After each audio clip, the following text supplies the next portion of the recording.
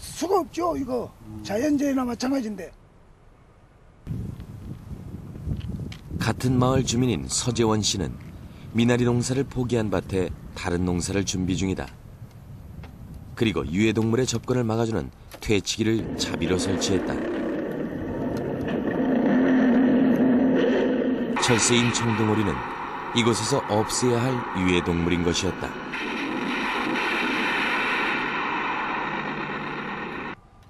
옛날에 가장 확실한 방법은 다 없애버리는 방법이 가장 확실한 방법이죠. 다 없애버리는 방법은 간단하죠. 독극물 살포하면 먹고 다 전멸시켜버리죠.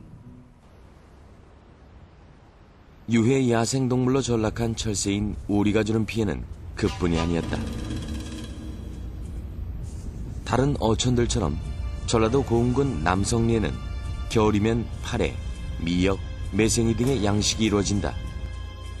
양식장은 바로 남성리 어민들의 생활터전인 것이다. 그런데 그 생활터전을 바로 오리들이 망쳐놓기 일쑤라고 한다. 어민들의 농사인 양식장의 해산물들을 먹어버리기 때문이다. 껍질이 딱딱한 꼬막과 바지락까지도 먹어버리는 통에 갯벌 양식조차도 제대로 이루어지지 못하고 있다. 구멍이 두 개짜리 있잖아요. 이게 바지락 구멍이거든요. 이게 두 개씩 있는 게. 다른 때 같으면 성패들이 쏟아져 나와야 하는 게 정상인데 종패를 먹어버려 신통치 않다. 청둥오리는 육지의 돼지라고 보면 될 겁니다. 엄청나게 먹어야 되거든요. 무한정입니다. 3분의 2는 없어져 버려요. 오리로 인해서. 3분의 2나요? 순식간에 없어져 버립니다. 오리떼가 한번 앉아버리면. 어민들과 하나의 풍경이 되고 있는 오리떼. 그저 바라보기에는 더없이 목가적인 모습이다. 하지만 그 속에 어민의 삶은 오리떼로 인해 척박해지고 있었다.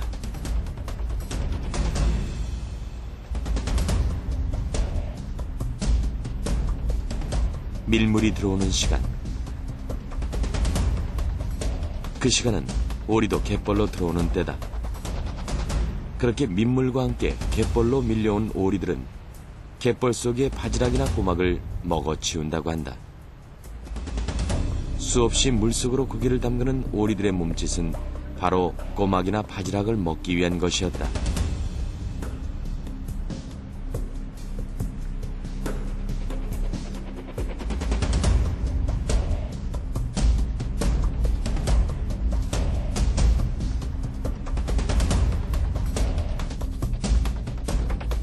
실제 엽사들이 청동오리를 잡아서 절기를 해본 결과 뱃속에 바지락이 가득하다는 것을 확인할 수 있다.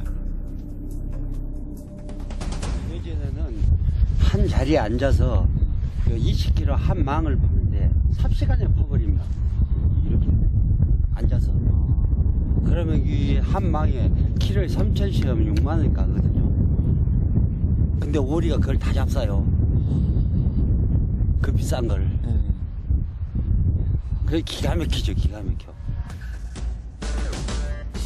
이렇게 청둥오리처럼 사람의 재산이나 인명에 피해를 주는 야생동물들을 가리켜 유해조수라고 부른다.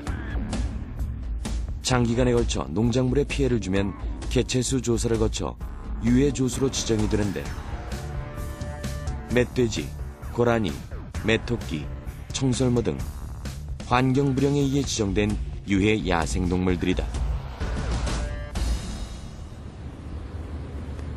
환경불량에 의해 지정된 유해 야생동물들은 시군 구청장의 허락을 받으면 포획이 가능하다. 흔히 한국야생동식물보호협회에서 유해 야생동식물로 인한 주민들의 피해를 줄이고자 자원봉사의 일환으로 총포 포획에 나선다.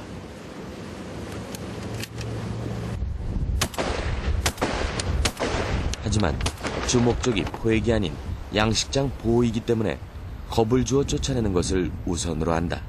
잡는 목적이 아니라 이 바다에 매생이 빠지나 그런데 쫓아내는 방향을 많이 유도한다고. 그러나 총소리만으로는 유해조수를 쫓을 수는 없는 일이다.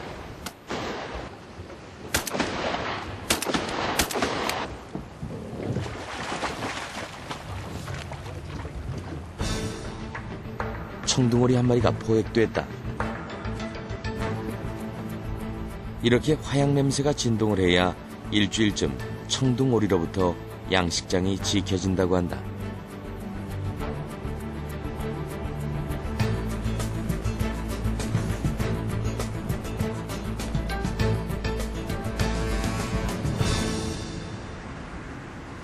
낮 시간이 청둥오리와의 전쟁이었다면 해가 진 후에는 멧돼지, 고라니와 전쟁의 시간이 시작된다.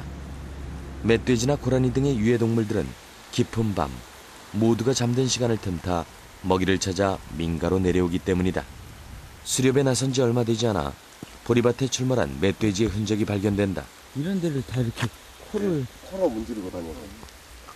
저 입구 쪽에는 더 심해요. 여기 한번 봐보세요.